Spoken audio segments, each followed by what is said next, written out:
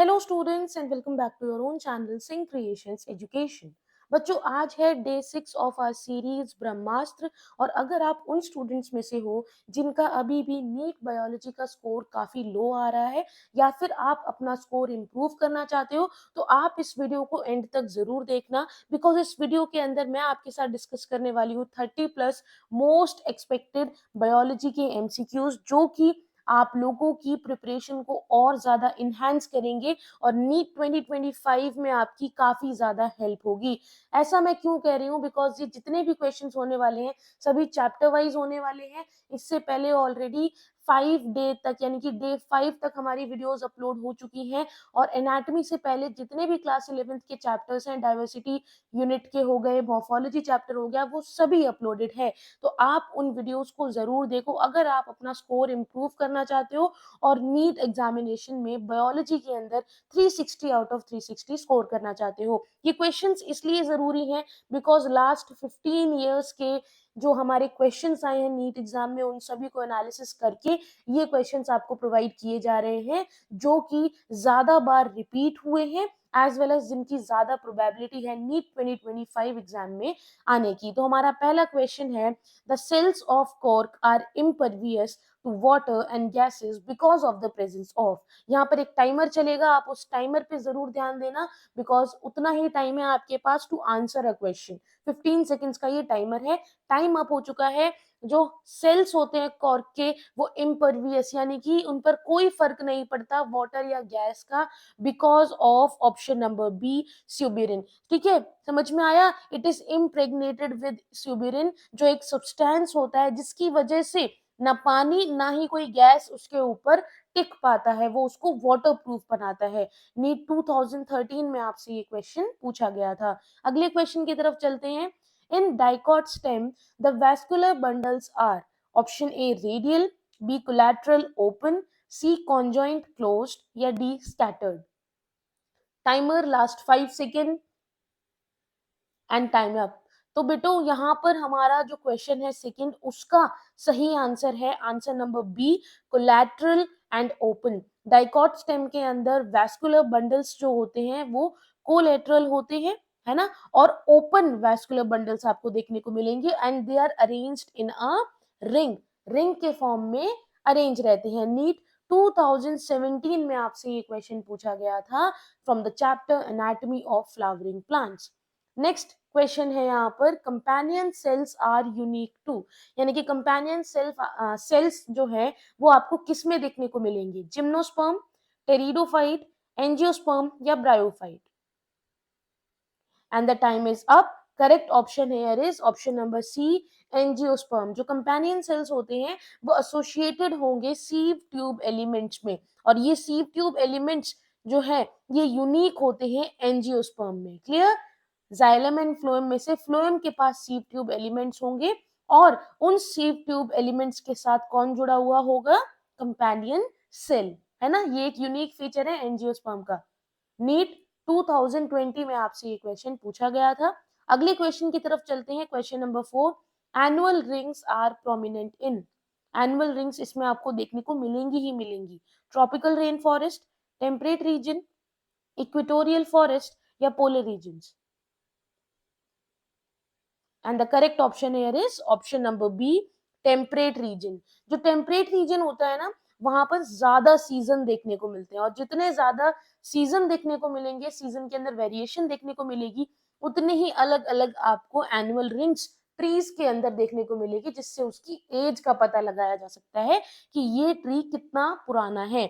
NEET 2019 में आपसे ये क्वेश्चन किया गया था। आगे बढ़ते हैं। The cork cambium, cork and secondary cortex are collectively referred as। इन सबको आप एक साथ क्या बोलोगे? Periderm, phellogen, bark, rhytidome. The correct option here is option number A, periderm. ठीक है, पेरिडर्म कब बनता है?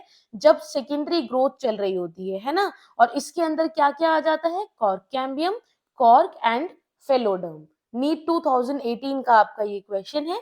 आगे बढ़ते हैं क्वेश्चन नंबर 6 की तरफ। In a dicot root xylem is option A conjoint, B polyarch, C radial, and D, amphicribral. 3, 2, 1. The correct option here is option number C, radial. Roots के अंदर अगर हम देखें तो वैस्कुलर बंडल्स रेडियल होते हैं. वैस्कुलर बंडल मतलब आपका जाइलम और फ्लोएम. क्लियर. नीट 2015 में आपसे ये क्वेश्चन पूछा गया था. बढ़ते हैं अगले क्वेश्चन की तरफ. Casparian strips occur in a cell of option A cortex, B pericycle, C endodermis या डी फ्लोएम. लास्ट 5 सेकेंड है बच्चों, जल्दी से आंसर करो. छोटा सा क्वेश्चन है. कैस्पेरियन स्ट्रिप किस में देखने को मिलते हैं? ऑप्शन नंबर सी, एंडोडर्मिस में. ठीक है, समझ में आया. और इनका काम क्या होता है? काम क्या होगा इनका? To control the movement of the water. NEET 2013 में आपसे ये क्वेश्चन पूछा गया था. इंपॉर्टेंट क्वेश्चन है. इस तरह के क्वेश्चन आने के चांसेस ज्यादा है नीट 2025 में. आगे बढ़ते हैं. Which of the following is a characteristic of monocot root but not dicot root? इनमें से कौन सा ऑप्शन है जो कि मोनोकॉट रूट का तो कैरेक्टरिस्टिक है लेकिन डाइकॉट रूट का नहीं है? The correct option here is option number A, well developed pith. Monocot root के अंदर आपको काफी लार्ज पिथ देखने को मिलेगी, जबकि डाइकॉट रूट में स्मॉल हो सकती है पिथ या फिर कंप्लीटली एब्सेंट हो सकती है. नीट 2012 में आपसे ये क्वेश्चन किया गया था. आगे बढ़ते हैं क्वेश्चन नंबर 9 की तरफ. The function of sclerenchyma is. Sclerenchyma, parenchyma सुने होंगे आपने, है ना. तो स्क्लेरेनकाइमा का फंक्शन क्या होता है? लास्ट 5 सेकेंड्स, जल्दी से बताओ बच्चों. And the time is up. The correct option here is option number B, providing mechanical support. Sclerenchyma thick walled dead matter होता है जो कि स्ट्रक्चरल स्ट्रेंथ प्रोवाइड करता है. मतलब जो पर्टिकुलर बॉडी है उसको एक ढांचा प्रोवाइड करता है जिससे क्या होगा कि एक सपोर्ट मिलेगा. जिस भी शेप में वो मसल आएगी उस शेप में वो रहेगी. ठीक है. नीट 2014 का ये क्वेश्चन है. Which of the following tissues is made up of dead cell. Dead cell का कौन सा टिश्यू बना हुआ है? कोलेनकाइमा, पेरेनकाइमा, फ्लोएम या sclerenchyma? And the correct option here is option number D, sclerenchyma. अभी मैंने आपको बताया था एक मैटर है तो it consist of lignified. Lignin present है, डेड सेल. नीट 2016 में आपसे ये क्वेश्चन पूछा गया था. आगे बढ़ते हैं. विच of the following has both primary and secondary functions in plant. इनमें से दोनों में से किसमें आप देखोगे कि प्राइमरी फंक्शन भी है और सेकेंडरी फंक्शन भी है प्लांट में? The correct option here is option number D, parenchyma. क्योंकि पैरेनकाइमा फोटोसिंथेसिस भी करता है. ठीक है, प्राइमरी फंक्शन, स्टोरेज भी करेगा और रीजनरेशन भी करेगा. ठीक है. नीट 2013 में आपने ये क्वेश्चन देखा होगा जब आपने अगर प्रीवियस ईयर क्वेश्चंस लगाए हैं लास्ट 15 ईयर्स के. आगे बढ़ते हैं. Which of the following is not a simple permanent tissue? Option A parenchyma, B collenchyma, C sclerenchyma या D xylem? And the correct option here is option number D, xylem. क्योंकि xylem एक complex structure है जिसके अंदर अलग अलग type के sales आपको देखने को मिलते हैं. नीट 2017 में आपसे ये क्वेश्चन पूछा गया था. आगे बढ़ते हैं. Which tissue helps in lateral conduction and radial transport in dicot roots? Option A xylem, B phloem, C medullary rays या D pith? And the correct option here is option number, जल्दी से बताओ, option number C, medullary rays. ठीक है. It allows lateral transport of water and nutrient. NEET 2021 का आपका ये question है जो कि आपसे पूछा गया था और प्रीवियस ईयर क्वेश्चन है इसलिए अपने आप में काफी ज्यादा इंपॉर्टेंस होल्ड करता है. नेक्स्ट क्वेश्चन की तरफ चलते हैं. The cork cambium gives rise to. Option A secondary xylem and phloem, B periderm, C vascular cambium या D cortex? The correct option here is option number, exactly option number B, periderm. Cork cambium जो है वो produce करता है क्या? Cork को और phelloderm को. नीट 2020 में आपसे ये क्वेश्चन पूछा गया था। Which of the following pairs has living cell?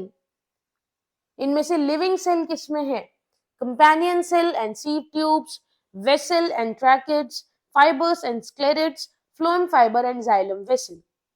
The correct option here is option number A, companion cell and sieve tubes, क्योंकि दोनों ही लिविंग है और ट्रांसपोर्ट का फंक्शन करती हैं। आपने ट्रांसपोर्ट इन प्लांट्स चैप्टर में इनके बारे में पढ़ा होगा। नीट 2018 में आपसे ये क्वेश्चन पूछा गया था बच्चों।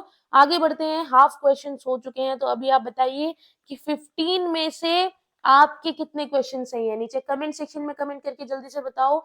और अगर ज्यादा से ज्यादा क्वेश्चन सही कर पा रहे हो तो वीडियो को लाइक जरूर कर दीजिए। कुछ नया सीख रहे हो तो भी please do like the video, it really supports and motivate अस। ठीक है, तो अपना स्कोर नीचे कमेंट सेक्शन में कमेंट करके जरूर बताना, एंड में भी और अभी भी, कि अभी 15 में से आपके कितने सही है। ठीक है, आगे बढ़ते हैं। In dicot roots the vascular bundles are radial, polyarch, conjoint and open, radial and tetrarch, collateral and closed.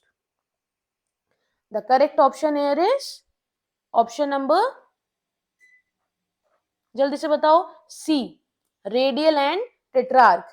चाहे जो जाइलम के पैचेस होते हैं ना, वो कुछ इस तरह से अरेंज किए जाते हैं कि phloem then xylem then phloem, इस तरह से चारों पैचेस क्या किए जाते हैं, सेट किए जाते हैं। राइट, आगे बढ़ते हैं। ये क्वेश्चन पूछा गया था नीट 2014 में।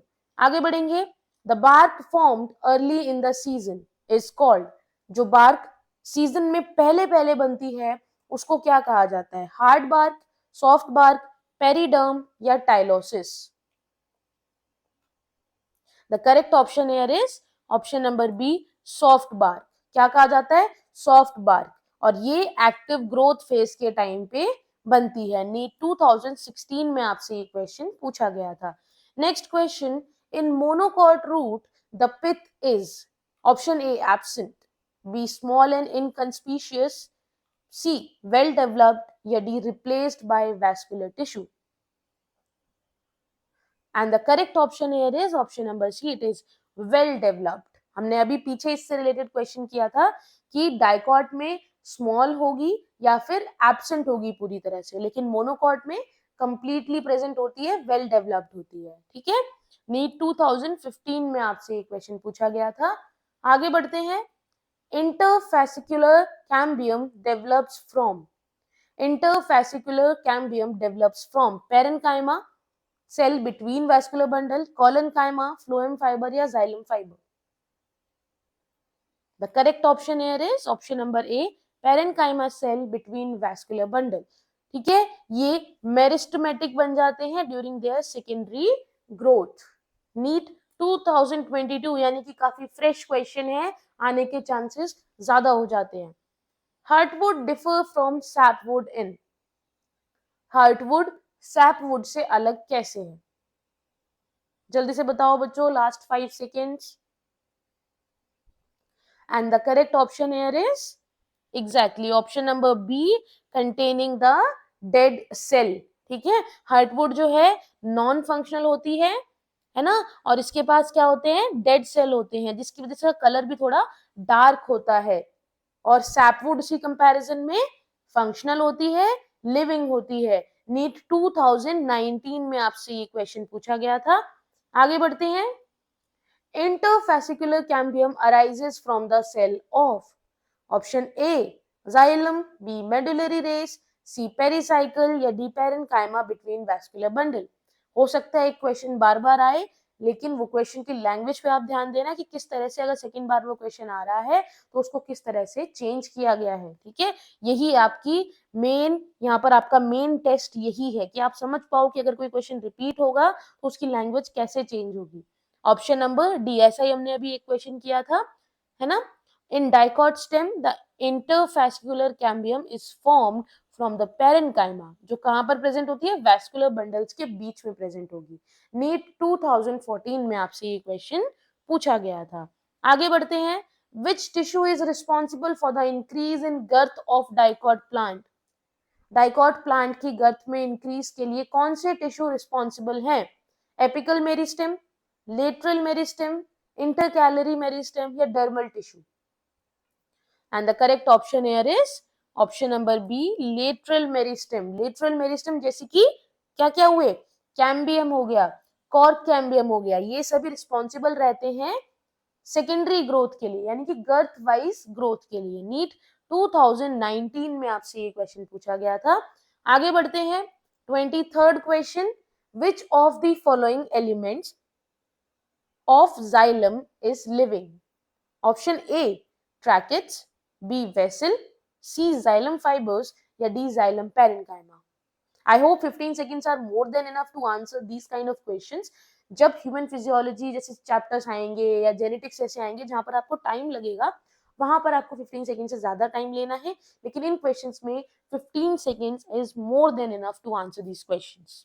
The correct option here is option number D, xylem parenchyma.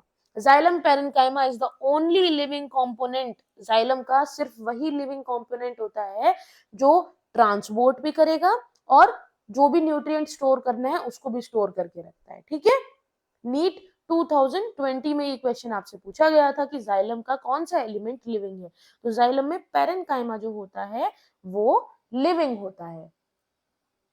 Which of the following is not a characteristic of collenchyma? Which of the following is not a characteristic of collenchyma?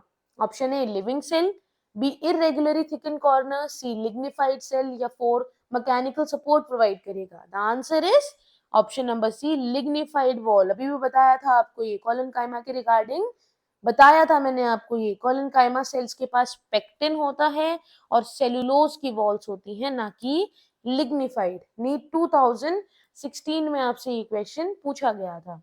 आगे बढ़ते हैं 25th question, which of the following tissues is involved in photosynthesis, storage and secretion? collenchyma, parenchyma, sclerenchyma या xylem? इनमें से कौन है जो photosynthesis, storage और सिक्रीशन तीनों में इन्वॉल्व है?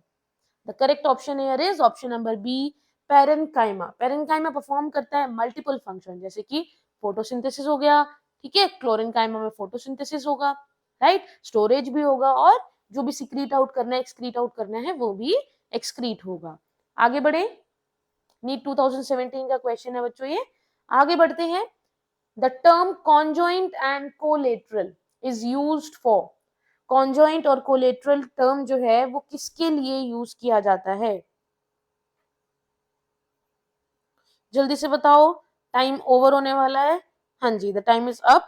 The correct option here is option number B, dicot stem vascular bundle. ठीक है, correct. In dicot stem xylem and phloem lie side by side in the bundle, same bundle में, इसीलिए उनको conjoint और collateral कहते हैं। NEET 2015 में ये क्वेश्चन आपसे पूछा गया था। 27th question, the most abundant simple permanent tissue in plants is? The most abundant simple permanent tissue in plant is? सबसे ज्यादा क्या पाया जाता है प्लांट्स में? ऑप्शन नंबर ए पैरेन्काइमा। पैरेन्काइमा सबसे ज्यादा प्रेजेंट होगी प्लांट के ऑर्गन्स में और सबसे ज्यादा फंक्शन भी यही करती है, अलग अलग फंक्शन परफॉर्म करती है। नीट 2022 में ये क्वेश्चन पूछा गया था। आगे बढ़ते हैं 28, lenticels function in photosynthesis, gas exchange, transpiration and conduction. The correct option here is exactly option number